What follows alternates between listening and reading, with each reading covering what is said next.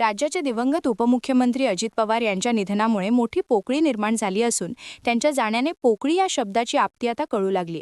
त्यांची पोकळी भरून काढणं शक्य नाही आणि दादासारखा नेता पुन्हा होणं अशी शक्यता नसल्याचंही त्यांनी यावेळी व्यक्त केली. तसंच अजित पवार हे उत्तम मुख्यमंत्री होते जो महाराष्ट्राला कधीच मिळाला नाही असंही देवेंद्र फडणवीसांनी आज म्हटलं. ते आज अर्थसंकल्पीय अधिवेशनाच्या पहिल्याच दिवशी अजित पवारांच्या शोक प्रस्तावात म्हणाले, अधिवेशनाच्या काळात सर्वात आधी अजित पवार विधान भवनात यायचे, नेहमीच खुर्चीत दादा दिसायचे. सभागृह कितीही काळ चालले तर दादा आपल्या जागी बसलेले पाहायला मिळायचे. आज ते आपल्यात नाहीत ही निश्चितपणे खंत आहे. यावर्षी दादांनी 12वा अर्थसंकल्प मांडला असता पुढच्या वर्षी 13 या अर्थसंकल्प मांडून बेसिटर शेषराव यांच्याबरोबर बरोबरी केली असती. कदाचित त्यानंतरच्या कालावधीत सर्वाधिक अर्थसंकल्प मांडणारे नेते म्हणून दादांकडे पाहिलं असतं, पण त्याआधीच दादा गेले. यावेळी अर्थसंकल्प मांडण्याची जबाबदारी माझ्यावर आली. अर्थसंकल्पाच्या संदर्भात आपल्या सर्वांनाच कल्पना आहे की कठोर निर्णय घ्यायचे असतील तर वेळ घ्यायला कधीही मागेपुढे पाहणारे अजितदादा होते. पण त्याचवेळी वित्त विभागाने लाडकी बहीण योजनेचा भार हा अर्थसंकटावर फार मोठ्या प्रमाणात पडेल म्हणून याचा पुनर्विचार करावा असे सुचवल्यावरही अजित पवारांनी ठामपणे निर्णय घेऊन लाडकी बहीण योजना सुरू केली असे देवेंद्र फडणवीस म्हणाले.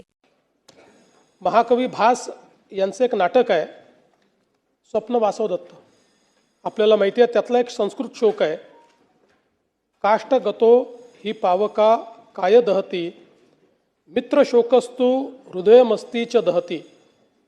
याचा अर्थ असा आहे की लाकूड जळते तेव्हा तो अग्नी केवळ शरीर जाळतो, पण मित्रशोक हा हृदय आणि अस्थिलाही अर्थात आपल्या अंतस्थ आत्म्यालाही जाळतो.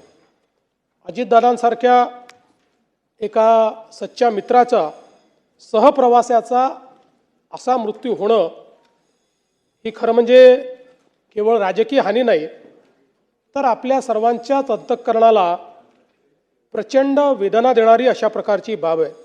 क्या आप भी चाहते हैं जटिल रोगों पर विशेष रूप से आयुर्वेदिक उपचार? तो मिलिए 77 वर्षों से आयुर्वेद सेवा में लगी हुई शिवशंकर आयुर्वेदिक एजेंसी.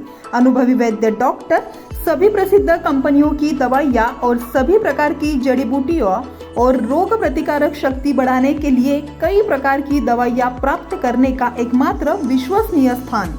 हमारे यहाँ सभी प्रतिष्ठित कंपनियों की दवाइयाँ उपलब्ध है.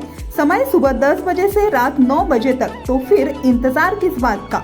महाजन मार्केट के पास टेम्पल बाजार रोड, सीताबर्डी, नागपुर.